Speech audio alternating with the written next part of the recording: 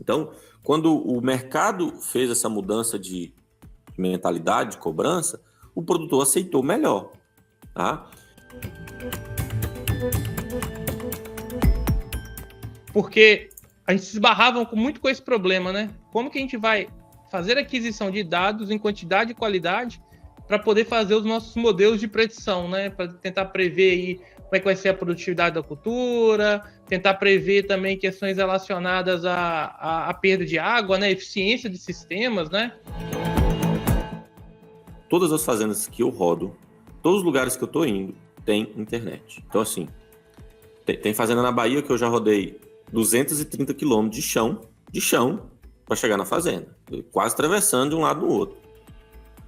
E tinha internet. Mas é uma coisa que eu concordo com você, a gente precisa de ir investindo cada vez mais em levar informação, e informação de qualidade, porque a gente também nota, né, que uma quantidade muito grande de pessoas falando sobre problemas do campo, e elas não estão vivendo isso, elas não sabem o que é. Hoje em dia a gente precisa de ter um máximo de produtividade, né, que é essa razão entre a quantidade produzida e a área disponível, porque tem uma legislação ambiental também, né, muito mais robusta, a gente tem pressões de mercados externos, né? A gente está observando também uma mudança, que é a questão da introdução da agricultura de precisão. E o drone para mim, um dos, vamos dizer assim, um dos carros-chefes dessa agricultura de precisão que a gente está enxergando ao longo do tempo, né?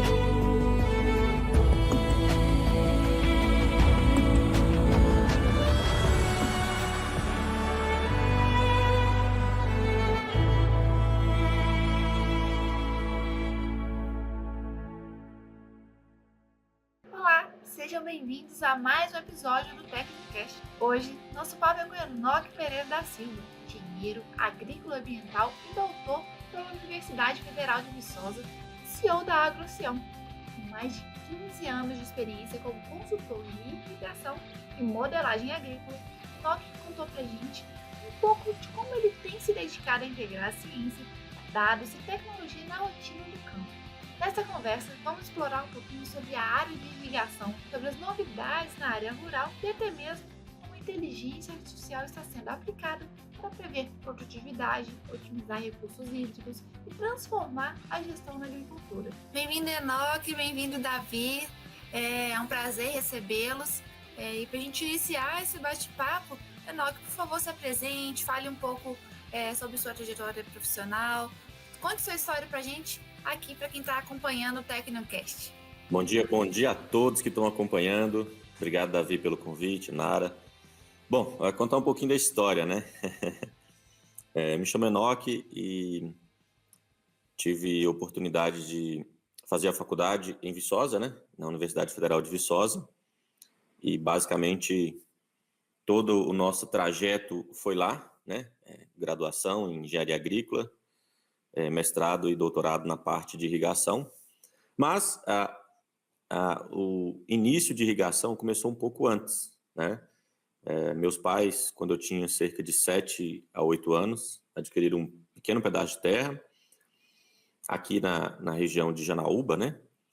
E lá tinha um projeto irrigado, na época, era o projeto de irrigação por inundação via sifão, né? Então, eu cheguei a operar esse sifão invertido que a gente falava, né?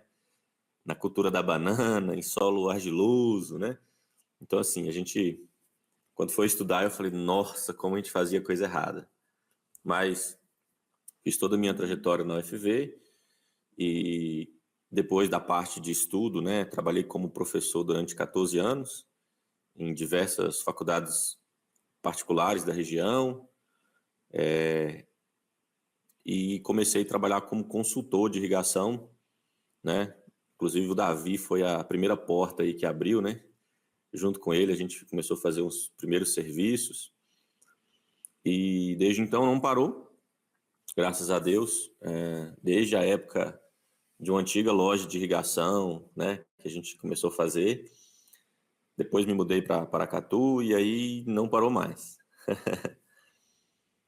Bom, hoje, basicamente, sou um consultor de irrigação, trabalho com projetos, redimensionamentos de todos os tipos de irrigação em diversas regiões aí do país. É legal, Enoque. Obrigado aí por aceitar o convite para bater um papo com a gente aqui no TecnoCast. Te conheço há bastante tempo, né? A gente pode falar que a gente estudou juntos, né? Você é meu calouro na universidade, mas depois acabou que a gente seguiu a trajetória muito parecida, né? Com a parte aí de pós-graduação, né? Mestrado e doutorado. Então é um prazer imenso tê-lo aqui para bater um papo. Enoque, você é um cara que está muito, tá rodando, né? No dia a dia aí no campo, falando muito com muito produtor rural, né? E tudo mais. E nós trabalhamos aqui com inteligência artificial, mas, ao mesmo tempo, a gente está olhando muito também para o que está acontecendo no dia a dia do campo, né? As pessoas acham que, quando a gente fala de tecnologia, né, a gente está falando somente de lidar com o computador, de ficar só na frente aí de tecnologias mais comuns, inteligência artificial muito aplicada a questões relacionadas a chat, para conversação e tudo mais, né? E aí, na nossa época, quando a gente estava fazendo pós-graduação, mestrado, doutorado, eu lembro que você trabalhou muito com modelos de predição, né? Modelos para fazer predição de produção de culturas, modelos para fazer predição de evapotranspiração, né? De demanda de água de culturas agrícolas, de forma geral. Então, assim, a gente já começou esse caminho, né? Querendo ou não, né? Trabalhando aí com ciência de dados, trabalhando com inteligência artificial de alguma forma naquela época, né? Aí, cara, eu queria saber de você... você que está rodando muito aí, como é que está o uso de tecnologia de forma geral, né? O que você está enxergando de tecnologia de forma geral no campo? Porque as pessoas acham que a agricultura é algo muito ainda rudimentar, né? E muito pelo contrário, né? A gente tem uma agricultura no Brasil de alta tecnologia e você trabalha com isso, né? Fala em irrigação aí com o pivô central, tem uma tecnologia embarcada muito grande, né? Então, se você puder falar para a gente o que você está observando aí, eu acho que seria legal para posicionar todo mundo nesse meio, né? Inteligência artificial, agricultura, como é que isso está acontecendo? Quando a gente fala de tecnologia, e aí quando trabalhava na empresa chamada Pivô, né? Hoje é a maior revenda de pivô central da América Latina, né? Atendendo várias regiões. E lá eu fui responsável pela parte de tecnologia, tá? Dentro dessa empresa. Então, o que eu vi, e aí presenciei relatos de gente que vem de fora, é o seguinte: o Brasil, 90% dos pivôs que eram vendidos dessa empresa saíram com o painel automático, que podia ligar e desligar pelo celular. Então, assim, teve um avanço muito grande. Quando eu entrei, era na faixa de 50%. 50% dos produtores queria, 50% queria o queixo duro que a gente fala, que é você vai lá e liga o botão e desliga. E quando, né, eu já estava no final aí, devido a uma conscientização, a gente atingiu 90%. Por quê? O produtor brasileiro, diferente do produtor americano, etc., ele gosta muito mais de tecnologia do que o produtor lá fora. É de até assustar. Eu, quando vi essa informação, né, foi até num podcast com um americano, ele falou, nossa, aqui é poucas pessoas que gostam de tecnologia. E aí eu explicando para ele as fazendas, comecei a mostrar foto das fazendas, dos painéis de comando e tal. Por quê? por exemplo, o brasileiro usa muito mais o WhatsApp, usa muito mais internet, Instagram, Facebook. Ele gosta mais de tecnologia, isso é mais natural. E quando eu falo assim o brasileiro, eu também estou me referindo a pessoas que estão dentro do campo. Porque quem é que opera os pivôs? Nós chamamos de pivôzeiro. Esse tipo de pessoa que precisa ter condições de operar a tecnologia. Então eu falava muito assim, grande parte da disseminação da tecnologia se deve graças ao WhatsApp. Que hoje uma pessoa que quase não sabe ler, quase não sabe, ele consegue mexer bem no WhatsApp, e quando ele pega a tecnologia, ele acha fácil. Eu acho que esse foi o caminho, sabe? Então, há 20 anos atrás, máquinas agrícolas teve um grande desafio, que foi inserir o GPS no mercado. Então, veio quebrando barreiras, veio ensinando as pessoas a utilizarem, e cerca de 5 anos atrás, foi pivô, trazendo telemetria. Só que já chegou numa fase que todo mundo já está amaciado. Então, a entrada dessa tecnologia foi muito rápida. Isso que eu percebi, tá? Hoje, eu falo, né, trago muito isso. É muito cômodo. Era assim, você instalava a tecnologia de telemetria, com 2 dias a pessoa viciava. Ligar pelo celular, desligar pelo celular. O pivô deu um probleminha, avisar para ele. Era 2 dias, o cara já ficava dependente. Não, eu quero isso aqui, eu quero isso aqui, eu quero isso aqui. E era muito... É muito bacana, né? E hoje você tem inúmeras empresas aí. Então, eu acho que em relação à tecnologia é isso, tem acesso. Legal, Enoque. Só para a gente também deixar as pessoas que estão nos assistindo aqui, né, cientes, né, dos termos que a gente acaba utilizando, que para a gente está no nosso dia a dia, é algo bem simples, né? Explica o pessoal rápido aqui que é um pivô central, porque às vezes as pessoas ainda, né, para a gente é muito comum, é do dia a dia aí, principalmente seu, né, mais do que o meu hoje, mas o seu você está olhando para isso todo dia. Mas explica para o pessoal do modo geral aqui que é um pivô central. Muito bem, gente. O pivô central é um modelo de irrigação, né, na qual ele tem um grande braço que vai irrigando de forma circular. Então, quando você viajar de avião ou passar de imagem aérea, você vai ver umas grandes bolas verdes aí no campo, tá? Não é pista de pouso de helicóptero, não, tá? É pivô central irrigando aí Brasil afora, né? Diversos tamanhos presentes em todos os estados brasileiros. E a grande vantagem desse sistema é a ampliação muito rápida, né? Para você montar 1.000 hectares de qualquer outro sistema de aspersão, gotejo, é mais demorado. No caso do pivô, a implantação é muito rápida. Ele é o sistema mais robusto, mais tecnológico. Ele só tem uma limitação de área. Se tiver uma área muito declivosa, aí não vai rodar. Por exemplo, aí na região de Viçosa, não vai rodar, tá? Mas, do contrário, o Brasil tem muita região de chapada, vai rodar tranquilo. Seria mais ou menos isso, tá? Qualquer coisa, dá uma googada aí, né? Pivô central vai aparecer umas imagens bem legais.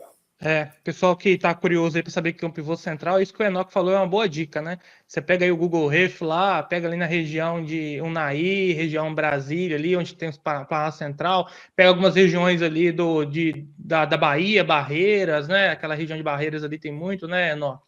Região do Mato Grosso ali também tem muito pivô central.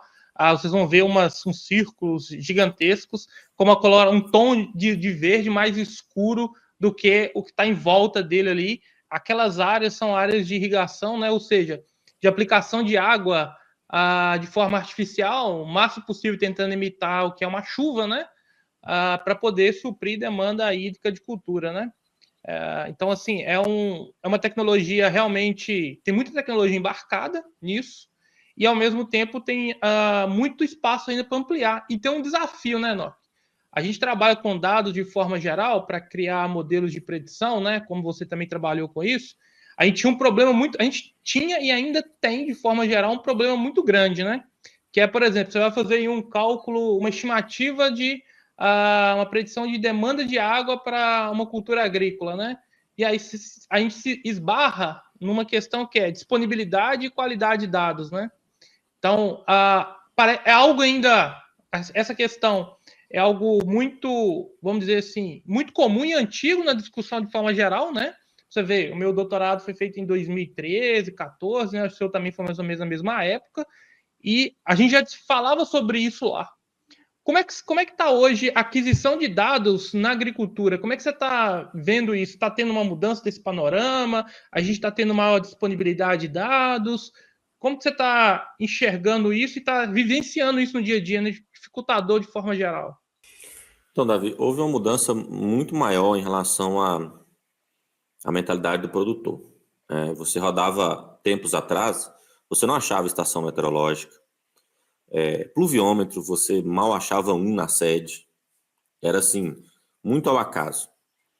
Mas, aos poucos, eles foram percebendo. Hoje, por exemplo, nas fazendas, é muito comum um pluviômetro no centro de cada pivô, seja manual ou digital. Então, é uma regra da fazenda, tem lá a pessoa responsável. 90% das fazendas tem isso. Por quê? A chuva dentro da propriedade é muito variável. Você tem uma fazenda de 6 km, 5 km de comprimento, às vezes no pivô da ponta chove 10 milímetros e o inicial choveu 2. Então, assim, eles usaram isso como regra e é bem simples, né? Um serviço relativamente simples, mesmo que manual, o cara corre de moto ali, um serviço de 1 hora, 2 horas, ele coleta tudo, interpreta a informação. Mas também teve uma evolução muito grande em relação a estações meteorológicas. Então, hoje, diversas empresas de estações meteorológicas, né, fornecem em comodato. Eu acho que essa foi a grande evolução. Por quê?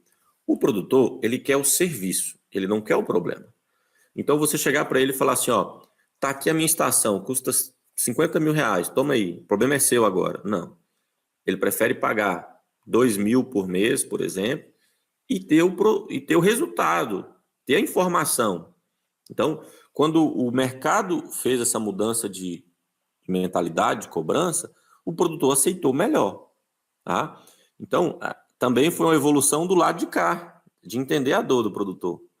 As empresas de manejo, elas não vendem estações, elas colocam junto no pacote, vão lá, instalam, se der algum problema elas que resolvem, e assim por diante. Então, quando o produto, ele ainda é um pouco receoso com relação à tecnologia, porque ele não tem a mão de obra para reparar. Então, toda empresa que pensar em entrar dentro do mercado agrícola, é melhor pensar como oferecer um serviço do que simplesmente um produto. Tá? Legal. Isso é interessante, né? Porque eu lembro quando eu estava muito mais inserido nessa questão de coleta de dados de clima, né? Para usar para modelagem e tudo mais. A gente tinha um problema muito grande, que era o custo de aquisição dos equipamentos para monitoramento de dados climáticos, né? E a gente dependia muito de estações que eram estações públicas. Estava na internet, você entra na internet, baixa dado, busca dado, e aí você tem uma quantidade muito grande de inconsistência, equipamento que estraga, e aí está não sei quantos quilômetros da empresa que pode fazer a manutenção, né? E não tinha muito essa cultura no campo dos produtores rurais de forma geral, deles terem esses equipamentos, principalmente por uma questão de custo, né? Então, o que você está trazendo aí é uma visão interessante, né? Dessa mudança de forma de agir, de trabalhar, né? Para que ficasse mais próximo aí do produtor. Porque a gente se esbarrava muito com esse problema, né? Como que a gente vai fazer aquisição de dados em quantidade e qualidade para poder fazer os nossos modelos de predição, né? Para tentar prever aí como é que vai ser a produtividade da cultura, tentar prever também questões relacionadas à perda de água, né? Eficiência de sistemas, né? Era muito pouco monitorado, né? As pessoas iam lá e faziam de qualquer jeito e achava que vai ter o resultado, né? De forma geral. Então é legal você trazer isso também. Ô, Enoque, hoje, cara, quando a gente trabalha com ciência de dados, inteligência artificial de forma geral, todo mundo que eu converso e sobre como que a gente pode usar os dados, fazer aquisição de dados na agricultura, todo mundo traz uma questão muito clara. E aí eu queria ver com você também como é que está o panorama hoje em dia, que eu tenho um sistema para fazer aquisição de dados meteorológicos, por exemplo, né, para calcular evapotranspiração, que é uma vamos dizer assim, uma variável utilizada para o cálculo de demanda de água, tá? De culturas, né? Ou seja, quanto que a cultura perde de água e o solo também. E aí, cara, uma das coisas que o pessoal fala muito ainda é que, como a agricultura, as unidades de produção, diferente da indústria, né, que está muito centralizada, você tem aqueles parques industriais. A agricultura é dispersa demais ao longo do território. Então, você trabalha com consultoria, você sabe, né? Às vezes você vai pegar 200 quilômetros, vai andar 200 quilômetros para chegar na próxima fazenda, para aí sim você fazer o seu processo de consultoria, né? E uma das coisas é a questão da internet, cara. Que para fazer essa transmissão de dados, levar dados, por exemplo, de um pivô para desligar via WhatsApp, via celular, via aplicativo, ainda está muito difícil por essa questão, o tamanho do território, a dispersão e a baixa disponibilidade de rede de internet. Como é que está isso hoje em dia? Mudou esse panorama? Esse panorama continua o mesmo? Como é que você está enxergando também esse percalço aí? Bom, todas essas tecnologias, né, precisam de internet. Então, elas começaram no Brasil, telemetria, né, vamos usar assim, 2007, tiveram a evolução em 2012, que teve um boom, e a partir de 2012 o carro começou a andar, né. Mas 2017 que foi realmente a implantação mais pesada. No início tinha tecnologia 4G, via rádio, via Wi-Fi. O que acontece? Hoje, todas as fazendas, todas, sem exceção, todas as fazendas que eu rodo, todos os lugares que eu estou indo, tem internet. Então, assim, tem fazenda na Bahia que eu já rodei 230 quilômetros de chão, para chegar na fazenda, quase atravessando de um lado no outro. E tinha internet. E o interessante é que o produtor, ele não gosta de ficar sem internet. Então, a base de internet, ele coloca banco de baterias, placa solar, porque ocorre de ficar 24 horas sem energia, isso é comum. Eles têm gerador reserva, sempre tem. E outra coisa, eu vou dizer que mais de 80% das fazendas tem pelo menos 2 provedores. Então, se na cidade é pequenininha, tem 2 provedores de internet, ele pega um de cada. Ele tem Starlink, qualquer lugar que a gente vai tem. Então, assim, é muito normal ter 2 ou 3 fornecedores de internet. Se uma falhar, a outra está ali. Então, hoje eu posso dizer, internet não é um problema das fazendas. Pode ser velocidade, pode não ter a velocidade adequada. Mas como esses programas de dados, né, o consumo em tráfego não é tão elevado quanto, por exemplo, um consumo de vídeo, né, uma coisa mais pesada, consegue rodar. Nunca foi limitação, né, nas tecnologias, né, atuais hoje de telemetria, por exemplo, a questão da internet. Então, fala assim, hoje já não é problema mais, porque todo mundo quer. Aí, assim, não é feito nem para o pivô, é feito para as pessoas mesmo, né? Todo mundo quer conectar. Não, é impressionante. Você vai contratar uma mão de obra, a primeira coisa que você vai falar, tem internet lá? De jeito. Não tem. Eu fui numa fazenda de café aqui do Oeste, 200 e poucos funcionários, conversando, né, com um dos responsáveis, falou assim, a primeira pergunta que o pessoal faz, que eles contratam assim, do Maranhão, do Piauí, perto de Feira de Santana, na Bahia, o pessoal fala assim, tem internet lá na fazenda? De jeito. Os caras, não, tem internet via fibra, coisa de qualidade. E essa fazenda tinha ar-condicionado em todos os quartos, assim, fazenda modelo.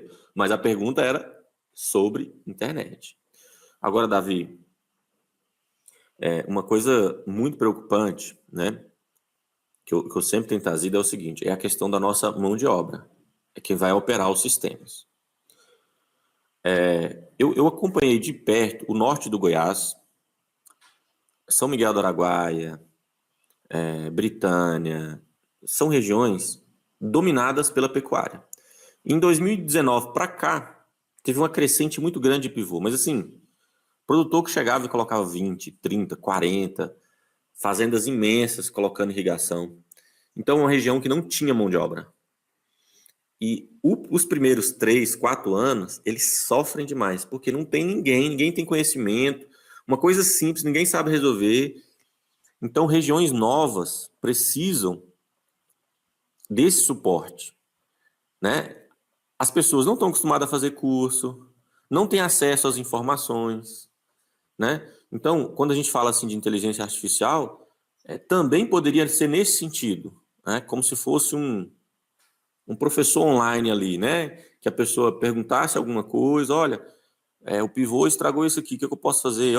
Isso aqui dessa forma, né? Como se fosse isso para poder ajudar a desenvolver essas regiões novas. Tem uma coisa importante aí que é a capacidade nossa de divulgação de informação e, ao mesmo tempo, de levar conhecimento com a internet, né, que é o que a gente estava falando há pouco, né, com essa disponibilidade maior de rede de internet, de tráfego de informação, fica mais fácil. Porque o grande desafio é exatamente isso. O tamanho do território brasileiro, né, que não é assim, é um continente, de forma geral, né, é um país tamanho continental, e você tem essa dispersão muito grande entre unidades de produção, né, diferente do que você vê na indústria, que é tudo muito concentrado, e você tem quase que uma cidade inteira em volta ali. Aí você vai andar na zona rural, né, você vê essa distância muito grande entre as unidades, essa dificuldade que a gente tinha no passado de disponibilidade de rede de comunicação. Então, eu acho que realmente eu concordo com você, Enoque, tem um trabalho muito grande que a gente precisa de fazer, que não é só levar tecnologia, é levar o conhecimento agregado a ela para utilização de forma muito clara, né? Quando a gente vê, por exemplo, máquinas agrícolas com uma tecnologia embarcada gigantesca, e que não custam alguns R$1.000, custam centenas de milhares de reais. Máquina de colheita de 4, 2, 3 milhões de reais, que aí você vai pegar e vai operar com alguém que não tem um mínimo conhecimento de tecnologia ali. A máquina tem GPS, ela faz monitoramento de trilha, né? Ela comunica entre as máquinas, ela envia para a central de processamento de dados, a central processa, devolve informação em tempo real para ela, mas quem está operando não tem a mínima noção disso, né, do que está acontecendo ali, e aí não consegue tirar o melhor proveito, né, e aí a máquina fica meio que, a capacidade toda dela não fica utilizada, de forma geral. Também a gente vê muito, muito comum ter problemas por um manuseio errado, porque a pessoa não sabe, ela fica apertando aquele monte de botão ali, as telas LCDs, né, o cara fica clicando em vários pontos ali, desconfigura o sistema inteiro, mas porque falta um pouco disso. Eu acho que assim, não é um desafio, não é algo que a gente vai conseguir resolver rápido, né, Enoque?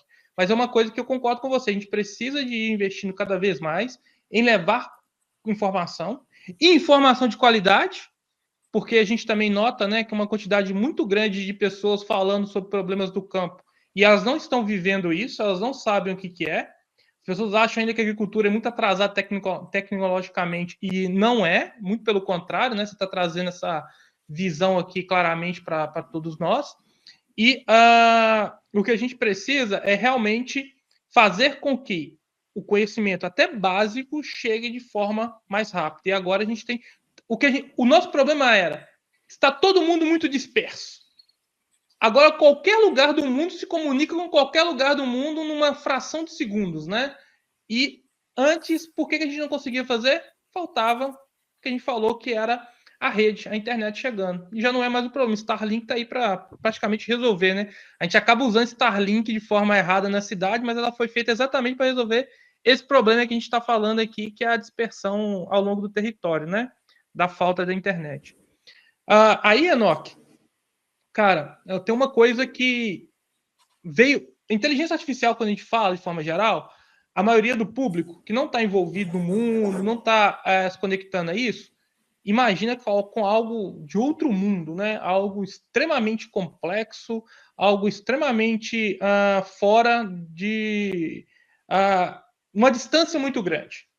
Depois do advento aí do ChatGPT, 2023, 2022 ali, começou a se falar muito sobre isso. O que é bom para a gente que trabalha na área e, ao mesmo tempo, traz muito desconhecimento, né? Que é muita informação sendo divulgada de forma equivocada, tá?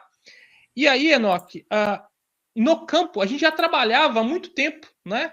Com modelos de predição, que são a base de ciência de dados de forma geral, né? Como é que o produtor hoje está utilizando, Enoque, essas questões relacionadas à predição de safra, predição de preços de commodity, né? Predição também de questões relacionadas aí, que é a área que você está trabalhando mais, que é a irrigação. Como é que está isso hoje? Isso está sendo mais utilizado? Está mais disponível? Como é que você está lidando com isso no dia a dia? Então, Davi, essa parte de modelo de predição, eu vou dizer que não está sendo utilizado, não, tá? Modelo de predição de produção, preço, isso aí é coisas que tá muito fora ainda do cotidiano, tá? Então, eu não vejo utilização. Por exemplo, hoje tem a Lindsay, que tem o sistema do FieldNet Advisor, trabalha com isso, tem lá o modelo, mas na prática, estou dizendo na prática, ninguém está usando. Está lá e quase ninguém está usando. Não sabe nem a utilização, que é mais ou menos o FAO 56 aplicado dentro do projeto. Predição de preço também não. O produtor, eu vejo assim, ele está numa escala anterior. O que ele está preocupado dentro da porteira. Isso, muita gente critica, eu tenho que pensar uma gestão fora da porteira e tal. Eu sei, mas o dia a dia dele, ele foca em produção. Então, toda tecnologia que vai ajudar ele a produzir mais, isso vai ser uma tecnologia que ele vai aceitar mais rápido. As que vão meio que para fora da porteira, vai levar um tempo. É como se ele tivesse assim, eu tenho que resolver primeiro dentro de casa, depois fora. Tá? Essa é a minha visão. Então, quem está pensando em desenvolver produtos, né? Existem alguns, né? Como você falou aí, de predição de preço, etc. Mas isso já é para o mercado financeiro, que mexe com commodity, vende e compra. Para o produtor específico, ele não está preocupado com isso. Ele está preocupado em produção. Ele quer produzir, ele quer desenvolver. Então, assim, um modelo já voltado para a água, quanto de água que ele vai usar. Energia, que faz o monitoramento de energia, que faz a interpretação das contas, isso é bacana, né? Interpretação de análise de solo cruzado com produção nas máquinas, aí sim, isso aí ele quer saber, mas é focado em produção, focado em predição, eu não vejo necessidade no momento. Tá muito focado nessa questão da predição, mas voltado, igual você falou, né? Aquilo que as pessoas enxergam como o resultado mais rápido para ela, né? Então, o produtor vai realmente pensar na quantidade produzida, né? Ou na qualidade do que ele está produzindo, né? Tem essa vertente também, né? Você pode, hoje, quando a gente trabalha de commodity, né? Para você fugir muito do preço de bolsa, você começa a trabalhar com um produto diferenciado, que é agregar qualidade a ele, né? Ou melhor, não deixar que ele perca a qualidade depois que você faz a colheita, né? Que tem isso também, né? A gente acaba confundindo essas questões. Mas tem uma questão ali, o Enoque, que é muito comum, né, no dia a dia, que é essa questão ainda da falta da tecnologia, né, para o produtor, para ele utilizar de forma a quebrar a barreira, que é essa que você colocou aí, né? Não, isso aqui é muito complexo, isso aqui não traz resultado. Isso aqui não tem, não é exatamente o que eu fazia 10 anos atrás, e 10 anos atrás eu tinha resultado. Só que o mundo muda, né? Então, assim, as pressões mudam. Antigamente, vai aumentando o tamanho da plantação aí, a área plantada. Hoje em dia, a gente precisa de ter um máximo de produtividade, né? Que é essa razão entre a quantidade produzida e a área disponível, porque tem uma legislação ambiental também, né? Muito mais robusta, a gente tem pressões de mercados externos, né? Como o mercado europeu, por exemplo, ele já não está tão preocupado somente em ter o produto, ele quer saber a origem, se aquele produto realmente segue as normas com relação ali à proteção ambiental, normas também relacionadas à questão de uso de agrotóxicos, né? De forma geral, como a gente também já conhece aí as limitações. E como é que o produtor está enxergando, Enoque, aí no seu dia a dia, né? Como é que ele está enxergando essa questão da mudança que a gente está experimentando ao longo dos últimos anos, que é essa velocidade com que os mercados externos também pressionam o produtor para que o produtor faça algumas coisas que ele não fazia antigamente com relação a essas novas tendências de mercado? Algumas fazendas um pouco mais tecnológica, que mexe, por exemplo, com café, com certificação, tá? Eles exigem mais coisas, por exemplo, monitorar consumo de água, aí tem que instalar dispositivos. A própria legislação de Minas hoje começou a pegar pesado, monitorar vazão de rio, instalar telemetria em rios para mandar a quantidade de água que sai. Então, essas coisas vai começando a chegar para outros estados, né? Então, à medida que for chegando, eles vão se adaptando. Mas, assim, meio que por obrigação eles vão fazendo. Não é algo muito voluntário, não. Então, nessa parte, eu vejo que eles vão fazendo aquilo que impacta direto a produção. O que não impacta, eles vão deixando um pouquinho de lado, mais para frente, coisas do tipo. Então está muito ligado à questão da mentalidade, né?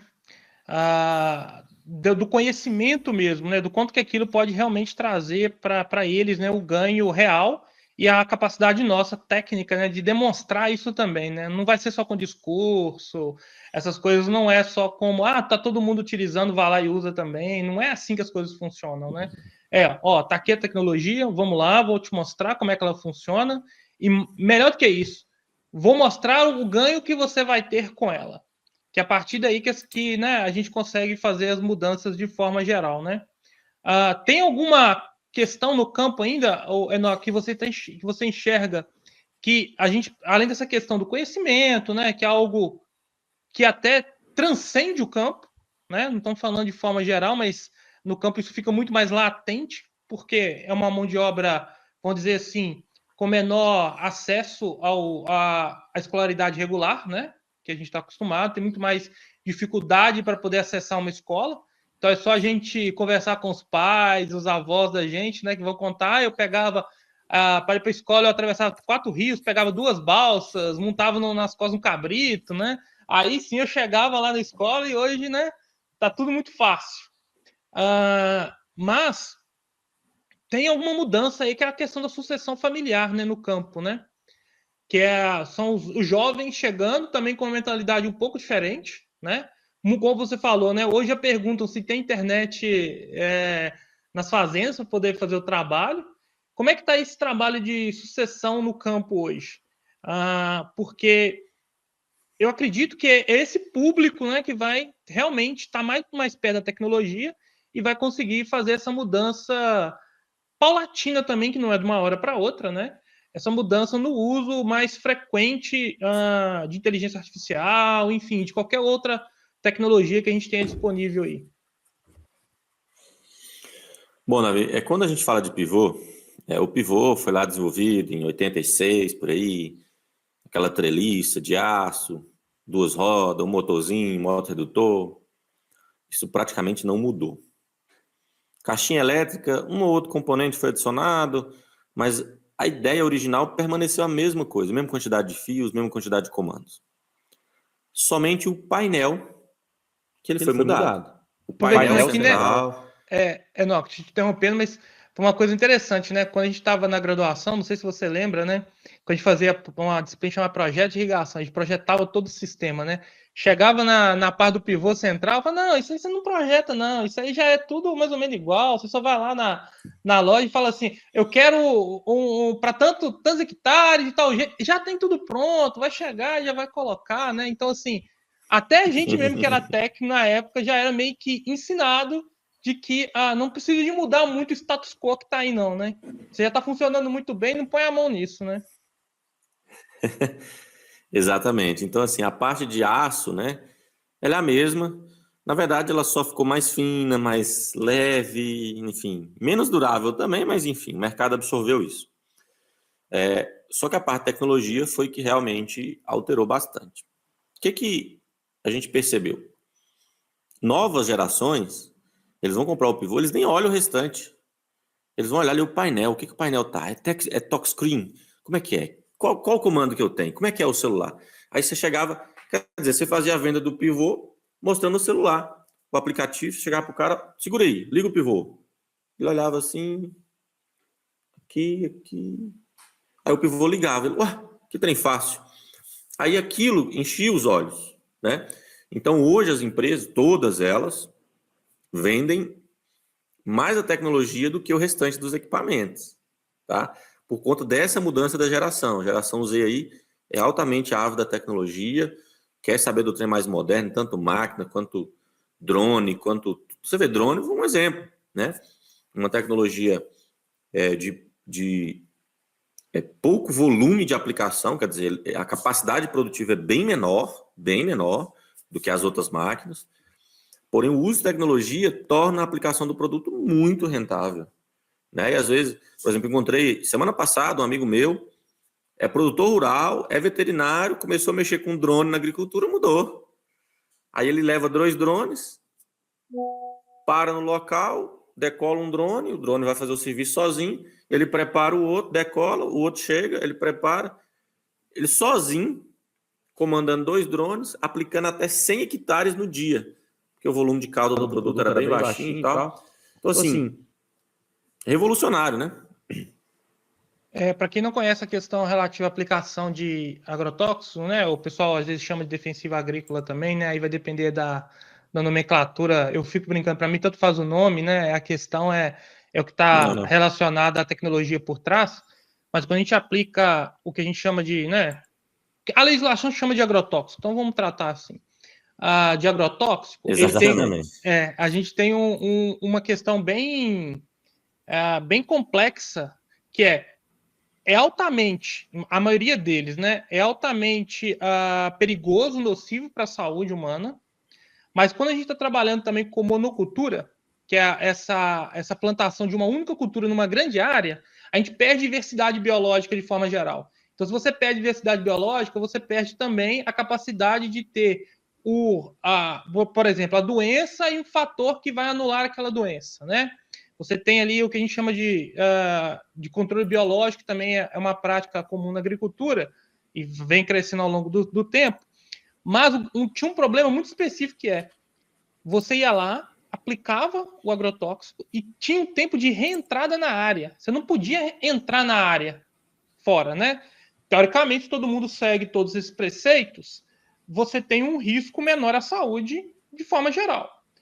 E aí, você tinha um outro problema, que era na hora de aplicar. Às vezes o trator, né, mais antigo, né, aquele não é cabinado, então ele é todo aberto.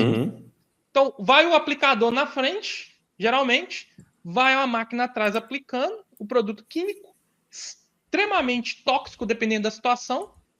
E aquilo ali, por mais equipamento de proteção que a gente sabe que tem o fator humano, né, que é a utilização correta, que é como que você vai acabar, de forma geral, retirando aquele equipamento para não contaminar na hora de retirar para lavagem, né?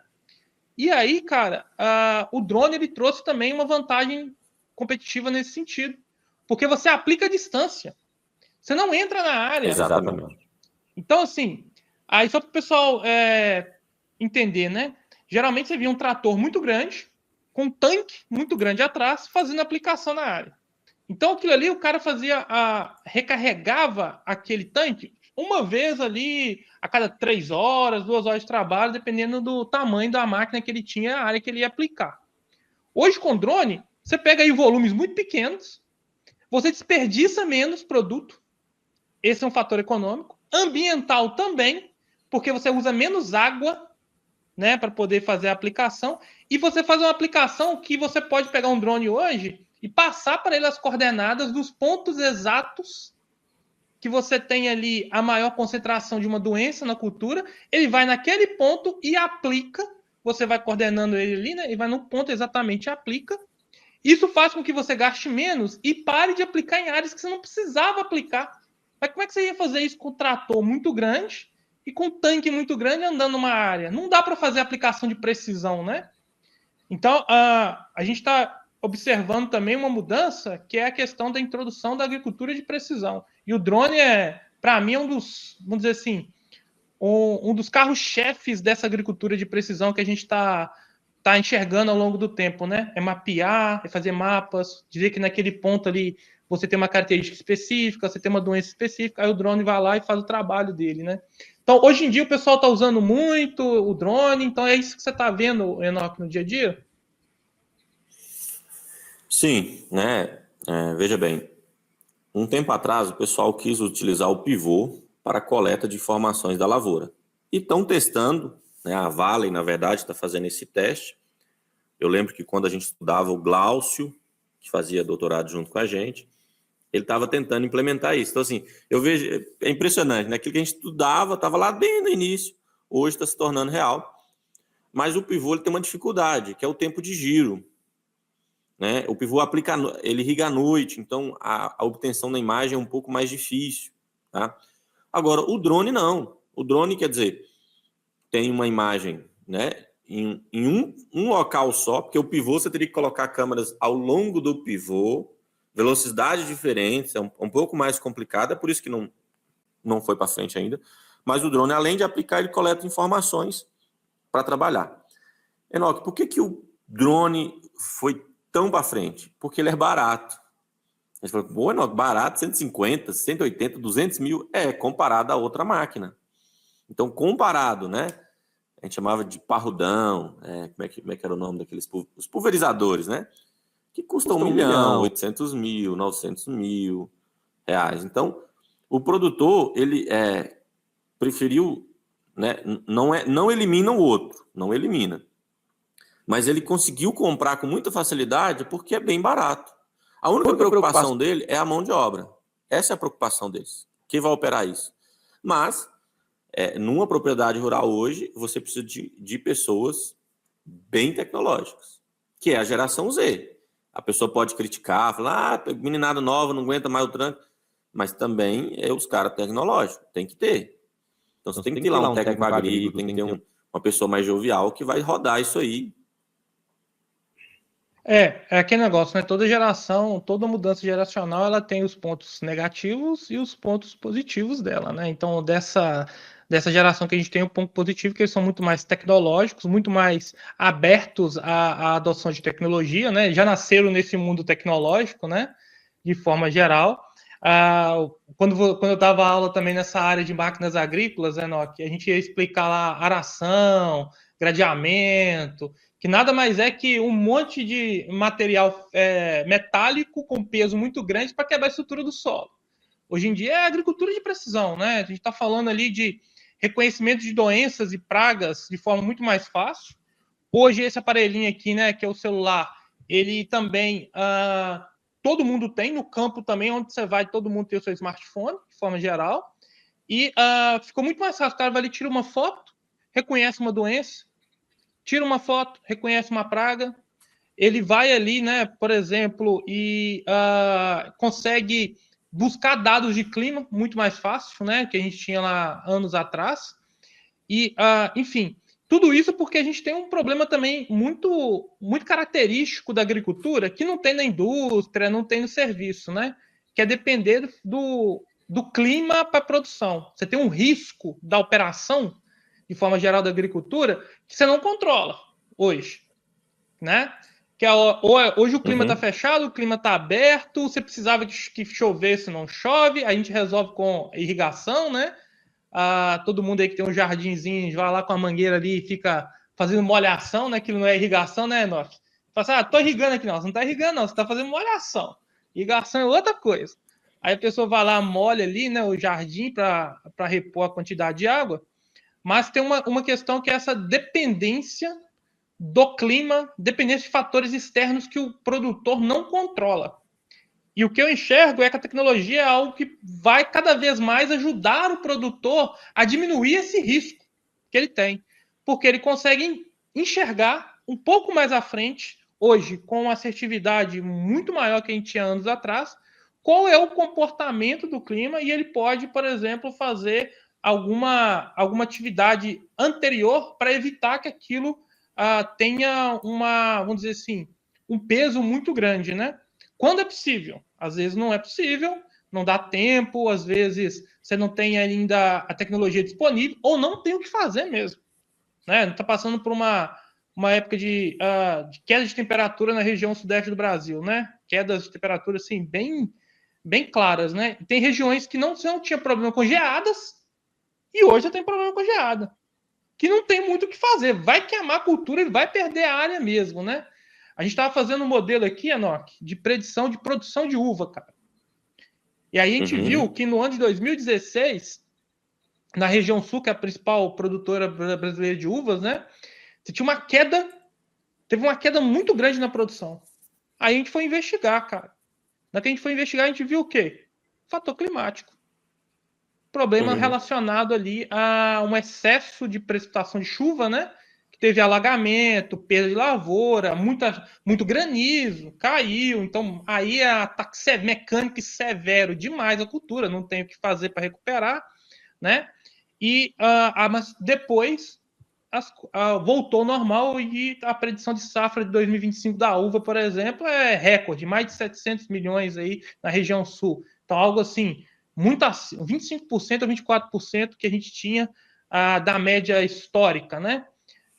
Tudo isso também é tecnologia embarcada, adubo, muito mais tecnológico, né, com liberação mais controlada, essa questão de água, né, muito mais próxima, né, de forma geral. Mas, voltando a uma questão importante, quando a gente trabalha com ciência de dados, né, Enoque, tem uma pergunta que fica sempre batendo na cabeça, né? Como que a gente pode usar dados para mudar o rumo do setor? Então, no nosso caso aqui, a gente está falando de agricultura, né? Como que a gente pode usar dados para mudar a agricultura? Mudar no sentido positivo, né? Como é que você está enxergando isso também? Você tem visto algum movimento nesse sentido?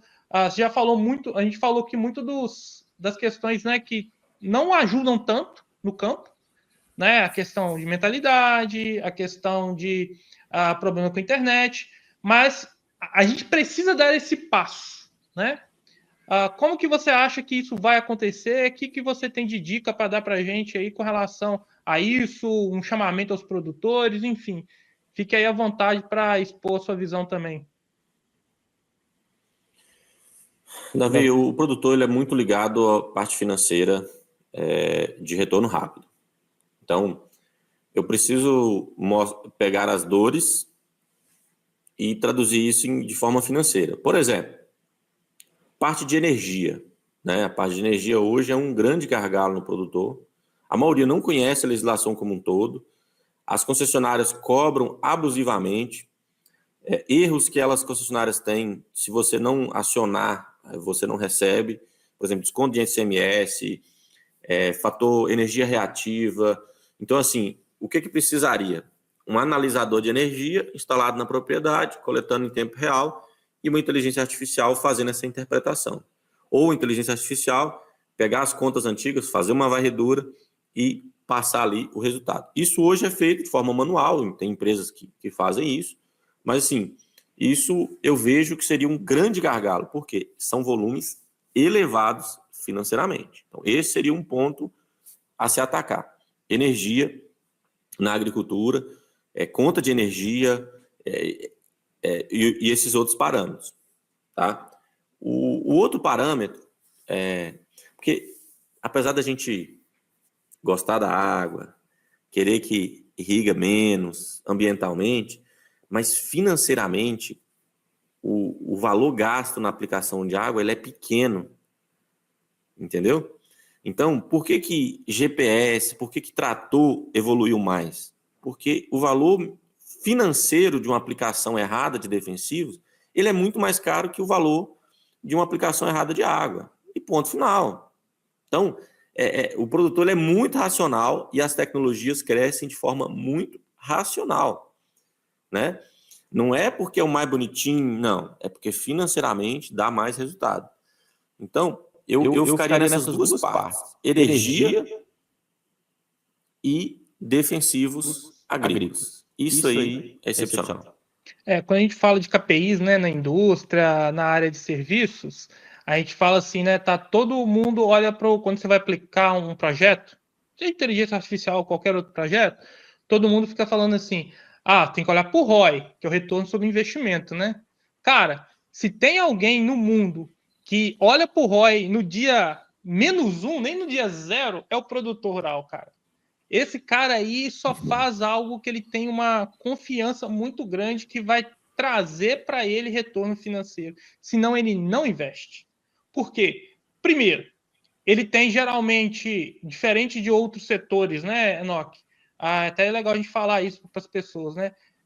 Às vezes, uma entrada de dinheiro no ano, que é quando ele vende a safra, né?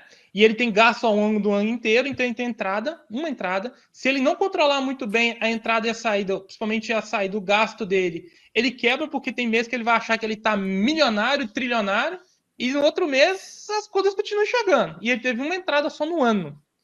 Diferente de outros setores, né? Que você vai recebendo ao longo dos meses. E ele é muito, realmente, eu concordo com você, né? Que ele vou dizer assim, é um empreendedor muito mais ligado ao ROI do que qualquer outro, por isso também. Porque ele sabe que se ele deslizar ali, vai embora. E ele não tem, ele sempre planta esperando colher alguma coisa, mas a certeza da colheita, que é essa questão que a predição pode ajudá-lo, né, a trazer, é algo que ao longo do tempo se demonstra com risco também agregado bem alto, e que o produtor sente isso na pele. Então ele já fica meio assim, será que é realmente, vou investir, não vou, isso vai trazer o retorno, né? Então também tem essas complicações de forma geral, né? Um outro ponto também, Davi, seria a questão de sugestão de cultura, né? O produtor de grãos, ele tem várias opções de plantio, né? A soja é muito específica, tem a data certa. Mas, por exemplo, a segunda safra pode ser milho, pode ser feijão, pode ser sorgo. Ele vai definindo aí ao longo, meio que no feeling. Ele não tem, assim, alguma ajuda. Eu acho que feijão vai dar bom, eu vou plantar feijão. Ou ano passado o feijão ficou bom, né? Aí esse ano ele vai e planta feijão. Aí cai o preço do feijão e ele fica com investimento, né? Muito comum também, né? Exatamente. É o que está acontecendo agora, por exemplo, com o cacau, com o café, com o açaí, né? São culturas que já tem mais de 2 anos que estão num patamar lá em cima. São culturas que subiram na pandemia e ficaram. Todas as outras subiu e desceu. Mas essas 3 que eu falei estão em plena desenvolvimento. Até quando? Ninguém sabe, né? Outra coisa também, a gente percebe claramente na agricultura, todas as culturas que precisam de mais mão de obra são culturas que estão melhores financeiramente. Então, todas as culturas, os HF, hortifrutis, café, culturas que precisam de muita mão de obra, são culturas que estão sendo mais rentáveis hoje, né, para o produtor. Por conta da legislação brasileira, complicação e outras coisas mais, né?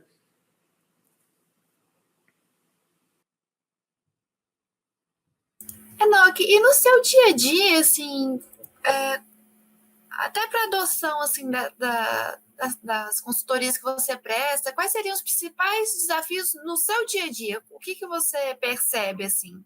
E até fazendo, a gente brinca aqui às vezes nos nossos bate-papos, se pudesse fazer um exercício de futurologia, o que seria essencial até para trazer para dentro da porteira essas tecnologias? Pensando do lado como consultor, né? O que seria bacana? Seria bacana, de alguma forma, a gente ter acesso a um banco de dados de todas as fazendas, por exemplo. De a gente conseguir, por exemplo, fazer com precisão uma divulgação direto para esse nosso cliente, né? Seria muito bom, não só para mim, mas para todos os consultores, digamos assim, né? Você, por exemplo, o meu público-alvo é o produtor que tem pivô, que planta grãos, que tem isso, que tem aquilo, com tal área plantada, e ter ali um acesso a banco de dados para ter essa informação. E também, como segundo ponto, seria ferramentas que eu, como consultor, consigo consultar dentro da propriedade. Então, é como se eu tivesse acesso dentro da plataforma do cliente. Um dos gargalos hoje é a quantidade de softwares diferentes. Isso é muito ruim, né? Então, por exemplo, tem empresas de telemetria que não tem o API aberto. Então, é exclusivo. Você tem que entrar naquele software específico, olhar e fazer. Aí você entra no outro software para fazer isso, entra no outro software para fazer aquilo. É muito chato, né? Então, você ter um software também que integre tudo seria muito bom. Seria 2 gargalos aí, né, muito relevantes. E já estamos bem pertinho do final desse episódio, mas a gente tem um quadro aqui, Enoque, que a gente pede aos nossos convidados que compartilhem algum conhecimento, alguma dica, um livro, ou até mesmo o seu canal do YouTube pode ser uma excelente indicação para quem está nos acompanhando. Então, se você puder compartilhar com a gente uma sugestão, alguma coisa que você acha que quem está assistindo a esse episódio vai curtir, por favor, divida aqui com a gente. Também aproveitando aí a questão da Mary, Enoque, como é que a gente encontra o Enoque, né? O Enoque está aí rodando as fazendas do Brasil inteiro. Como é que a gente encontra o Enoque? Aonde que a gente consegue falar suas redes sociais, né? Se puder falar para a gente também seria. Muito bom, gente. Eu tenho um canal no YouTube, né? Também tem no TikTok e no Instagram. É só acessar aí @Doutor Enoque Irrigação, né? Lá vai aparecer. Principalmente o canal do YouTube, onde são vídeos mais longos. Tem várias séries. Tem série montando irrigação por aspersão. Tem série projetando irrigação. São conteúdos gratuitos que estão lá. Esses dias eu cheguei em Pompéu, o cara me reconheceu. Nossa, Enoque, eu fui chamado para trabalhar nessa loja aqui, não tinha ninguém para atender. Eu comecei a assistir os vídeos, caí no seu vídeo. O cara aqui da loja me falou: assiste o vídeo do Enoque. E eu aprendi muito, assisti muitos vídeos aqui. Então tem muito conteúdo gratuito. Tem uma série lá que a gente mostra montando o pivô central do zero. Então são vários vídeos assim em sequência. Como é que é a montagem do pivô, né? Para alguém tenha curiosidade, que é um equipamento que quase ninguém vê, né? Então, recomendo vocês aí lá, né? @Doutor Enoque, lá no Instagram, no TikTok, também no YouTube. Tem muito conteúdo bacana lá, tá? E para leitura e né, para quem quer adquirir conhecimento, quem mexe com grandes vendas aí, eu recomendo um livro muito bacana, que é o do Spin Selling, Alcançando Excelência em Vendas, do Spin Selling. É um dos livros que trata sobre vendas para high ticket, né? Que é bem diferente de vendas atacado. Então, para quem quer vender pivô, esse é o livro que eu recomendo. Legal, Enoque. Aí, aproveitando aqui, Merian, né, essa questão das dicas, a gente está falando nesse episódio aqui sobre agricultura de forma geral, né? O Enoque aí, ele tem muito conhecimento. Quem for acompanhar o canal dele lá, né? Eu até indico acompanhar o canal dele